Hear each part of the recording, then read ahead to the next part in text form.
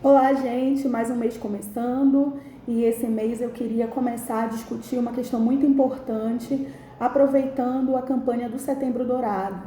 Então, o Setembro Dourado é uma campanha de conscientização sobre o diagnóstico precoce do câncer infanto-juvenil e eu queria fazer essa conversa de hoje sobre alguns sinais que são bem característicos de um quadro de acometimento de um câncer infanto-juvenil. Então, o quadro do câncer infanto-juvenil é uma problemática de saúde pública. A gente vai ver que ele acomete crianças e adolescentes numa faixa de 1 a 19 anos, isso é definido pela Organização Mundial de Saúde. É a segunda maior causa de morte nessa faixa etária, então só perde para fatores externos que podem ser associados a diversas condições. E a gente vai ver que o INCA faz levantamentos sobre a incidência desse quadro de câncer no Brasil. E um dos últimos levantamentos do INCA apontou mais de 12.500 novos casos de câncer no ano de 2018.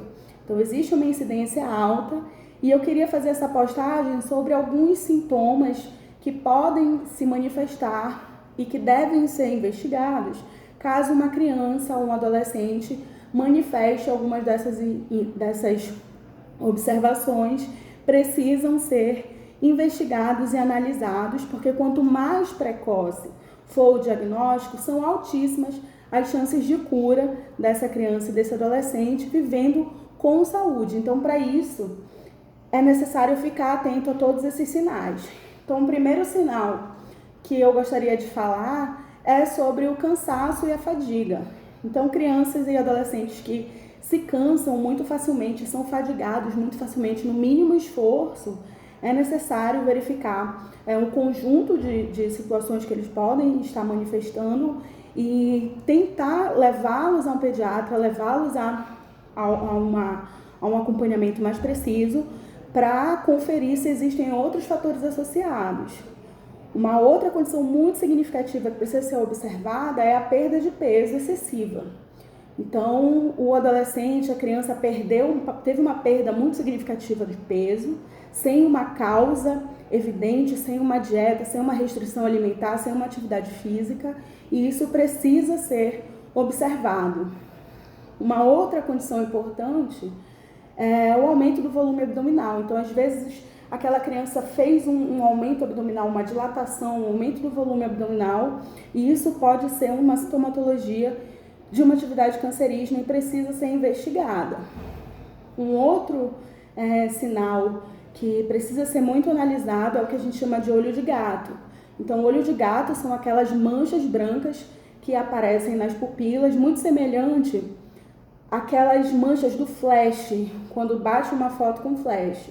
Então, na presença desse sinal, sempre investigar para que não haja surpresas e para que consiga verificar um tratamento precoce, um diagnóstico precoce e um tratamento imediato. Manchas diversas pelo corpo também sem justificativas. Então, manchas vermelhas, manchas roxas pelo corpo, sem a criança ou o adolescente ter se machucado, manchas que surgiram sem uma causa efetiva, precisam ser investigadas, assim como as dores de cabeça constantes, né? Dores de cabeça que nunca passam e que ainda podem ser acompanhadas de vômitos. Então, juntando os sintomas, são necessárias investigações adicionais para verificar se a manifestação desses sintomas não podem estar associados a um outro quadro de doença.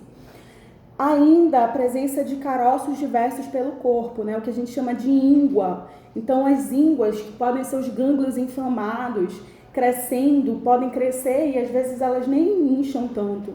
Mas a presença dessas ínguas, elas podem ser marcadores, sim, de que haja uma atividade tumoral. Então, sempre ficar atenta à presença de caroços diversos na criança, que podem se desenvolver no pescocinho, na axila, no abdômen, pode se desenvolver na virilha. Então, tem que ficar atento a isso. Ainda, os quadros de febre, então febres constantes, sem uma causa aparente. A criança ela não está com nenhuma manifestação de doença evidente, mas continua com um quadro de febre constante. Sangramentos pelo nariz também sem causas evidentes, sem traumas, sem processos de obstrução, mas sangramentos contínuos precisam ser investigados, tal como as anemias, né? Uma criança muito pálida, muito anêmica, que pode sentir ou não dor nos ossos, né? Dores nas articulações, nas juntas. Então a criança ela sente muitas dores durante as movimentações, dentre as articulações, também precisam ser investigados sempre, né?